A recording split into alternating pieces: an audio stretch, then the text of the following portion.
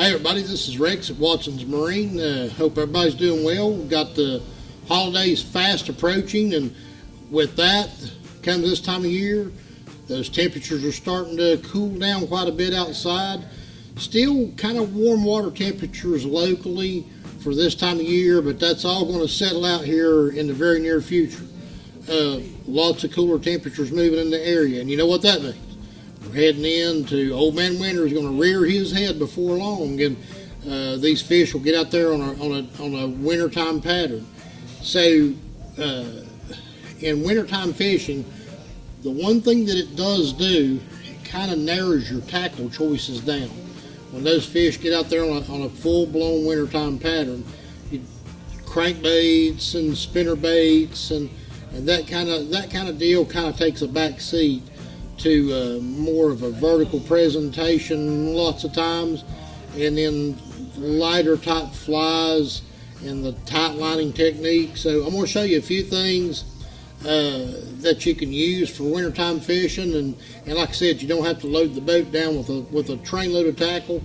But one of the first things that I'm going to show is Kitech. This little bait kind of just exploded into our area back a few years ago, and it's just a small little paddle-tailed swim bait. But in today's advancements with sonar and the forward-facing sonar, you can literally take this bait and rig it on the size head that if you get out there and you're panning around and you see these fish, if they're holding in 10 feet of water, you're probably going to want maybe an 1/8 or a 1/4 ounce lead head to rig in this bait. You get into 20, 30, 40 feet of water, and you're going to rig it up to as heavy as a 3/8 or a 1/2 ounce lead head. This particular one is one that I like real well, works really well, comes in a variety of sizes and colors.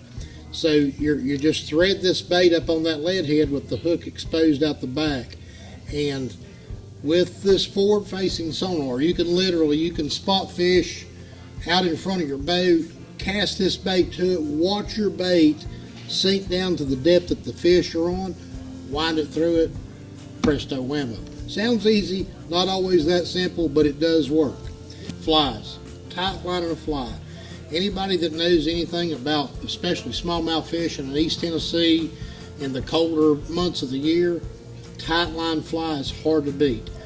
This particular one, it has several different nicknames. It's just an olive green craft hair fly, a little bit of orange on the belly of it. Pretty well kind of resembles a crawfish, but a real subtle presentation, but it's one that the smallmouth bass love. Tight lining a fly. A duck feather fly will work very well too. The duck feather fly, from what they tell me, works a little bit better in the clear water, and this one if you've got a little bit of stain to the water. Spoons and bladed type baits. These particular two right here, vibrating blade type baits. This little rascal right here, over the years, I've caught a bunch of fish on this. It's simply called a silver buddy. It's a little minnow shaped bait, and as you pull on it, it vibrates real hard, and then when you kill it and it flutters back to the bottom, that's when you get most of your bites. So Demiki comes out with the Vault. The Vault is a much more detailed looking bait. Same principle on how it works. You can cast this bait out off of points and let it flutter down to the bottom and pull it, let it fall, pull it, and let it fall. You can vertically fish this bait. Very versatile. An old bait that's been around for years and years. Man's Bait Company made it, called a Little George. And it's basically just a lead body with a little spoon spinner on the back. And it's a drop type bait. You're going to pull this bait and let it fall. As it's falling, just like these others, that's when you get your strike. This particular one is kind of a newer, more detailed high-tech version of it called a Daracoop from Jackal Lures. This is a fish catcher as well. And then jigging spoons. Jigging spoons have been part of fishing for forever and a day. Winter, but they'll work in summer a lot too, when those fish are schooled up. And you can lots of times bridge columns around marinas, lots of different ways and different areas you can fit off of points. A jig and spoon, just like these other bladed type baits, the fall is when they bite it. Pull this bait up, and as it's fluttering back down, bang, that's when it happens. These little minnow type baits, this is Berkeley's version. This one's called the gulp minnow. Accounts for a lot of fish, and a lot of folks will fish this bait in the tight lining method, such as we talked about with the fly. Usually 4 or 6 pound test line, a lead head rigging this bait anywhere from 1/16 of an ounce, usually up to an 1/8 of an ounce. Great fish catching little bait. It has a lot of scent on it. Great little tight lining bait. And then vertical. So vertical is using this sonar, getting over top of a school of fish, or literally using the forward-facing sonar to spot these fish out in front of your boat. And you rig these little baits on a lead head, and just pretty much let it fall. That's a lot of the characteristics of a lot of your wintertime strikes are on the fall.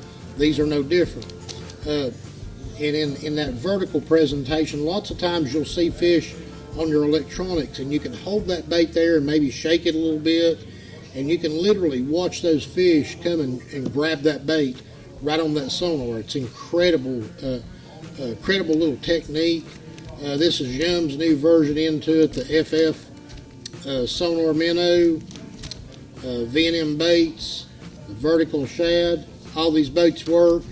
And then the granddaddy of them all. This is the one that started it all and continues to be the best out there, is the Demiki Armor Shad. This little bait right here has really contributed a lot to really changing how people go after bass. This thing now, it's kind of got its start in our area in this vertical presentation, and then it's just blossomed from there and spread all throughout the country, and mostly in the vertical technique. You can tight line it just as well as you can the fly, but mostly a vertical type bait.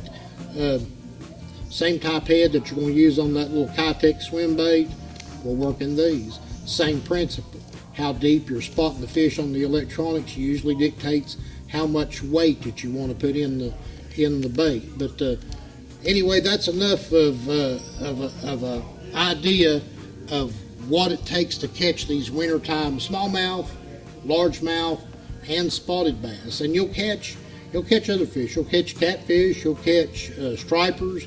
Lots of, every fish that swims likes to eat smaller fish. So all these baits will work.